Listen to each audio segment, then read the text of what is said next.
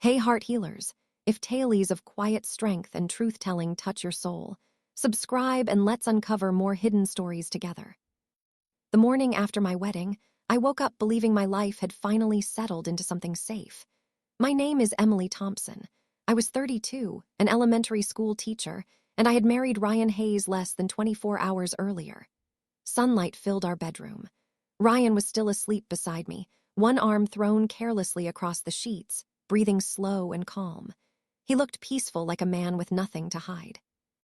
I slipped out of bed quietly, made tea, and cut a small piece of leftover wedding cake. I remember smiling to myself, thinking how strange it felt to call someone my husband. Then my phone rang, an unknown number. I almost ignored it. "Hello," I answered. "Miss Thompson," a man asked. "This is David Ellis. I am the manager at Willow Creek Bistro. We hosted your wedding last night." I smiled. "Yes, thank you again. Everything was perfect." There was a pause long enough to make my stomach tighten. "That is not why I am calling," he said. "We reviewed our security footage this morning. What we found involves your wedding." My heart skipped. "Involves how? I cannot explain over the phone." "Miss Thompson, you need to come here and see it in person today." Then he lowered his voice. "Please come alone and do not say a word to your husband." Behind me, the shower turned on. Ryan was awake. And in that moment, my perfect new marriage cracked wide open. Before that phone call, I believed I knew exactly who my husband was. Ryan Hayes came into my life quietly, almost gently. We met 6 months earlier at a small bookstore near downtown. I was searching for a teaching guide for my 3rd grade class. He was flipping through car magazines, grease still under his fingernails, wearing a shy smile that felt honest. He offered to help me reach a book on the top shelf. We started talking. It felt easy, natural, like two adults who did not need games. Ryan listened when I spoke. He remembered details. He asked about my students, my parents, my day. He brought me coffee at school when I stayed late grading papers. When I was tired, he noticed. When I was stressed, he showed up. After years of being alone, that kind of attention felt like warmth after a long winter. He never rushed me physically, never pressured me. Instead, he talked about the future, about stability, about wanting something real. One night, barely a month into dating, he said he was serious about me, that he did not want to waste time pretending. My parents were cautious. My friends were surprised. 6 months felt fast, but with Ryan, everything felt calm, predictable, safe. He did not drink much. He worked hard as a mechanic. He said he wanted a simple life, a wife, a home. I believed him. I believed that sometimes love really does arrive quietly without drama. I believed that I had finally chosen right. And that belief made what came next unbearable. Our wedding night looked exactly the way people imagine happiness should look. We chose a small restaurant called Willow Creek Bistro because it felt warm and personal. No grand ballroom, no luxury decorations, just close friends, family, and soft lights glowing around a quiet courtyard. There were about 40 guests. My parents, Ryan's parents, a few coworkers from my school, his friends from the auto shop, and my bridesmaids, including Sophia Bennett, a friend I had known since college. When my father walked me down the aisle, his hands trembled slightly. He whispered that I looked beautiful and that he was proud of me. I had to bite my lip to keep from crying. Then I saw Ryan standing at the front, tall in his navy suit, eyes fixed on me as if I were the only person in the room. He smiled like a man deeply in love. The ceremony was simple. The vows were heartfelt. When he slid the ring onto my finger, he squeezed my hand and whispered that he would always protect me. During our first dance, he pulled me close and told me he was the happiest man alive. People recorded us on their phones. Someone wiped away tears. It felt like a moment meant to last forever, but there were small things I ignored. Sophia laughed too loudly. She touched Ryan's arm when she spoke to him. At one point, she wrapped her arms around his shoulders and joked that he was lucky to have me. I noticed it, but I brushed it off. Sophia had always been that way. Confident, physical, comfortable with attention. I told myself I was being silly. I was a bride, emotional, tired. Later, when I danced with my father, Ryan stepped away for a while. He said he needed to take a work call outside. I did not question it. Why would I? That night, surrounded by smiles and music, I believed I was the luckiest woman in the room. I did not know that while we celebrated love, something ugly was already hiding in the shadows. The apartment we came home to that night was mine. A modest 2-bedroom condo on the 4th floor of a brick building near downtown. Nothing fancy, but it was warm, paid off, and filled with memories. I inherited it from my grandmother 3 years earlier. She had worked her entire life as a bookkeeper, careful with every dollar.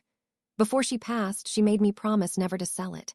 "This place is your safety," she told me. "No matter what happens, you will always have a roof over your head." I kept that promise. I renovated slowly.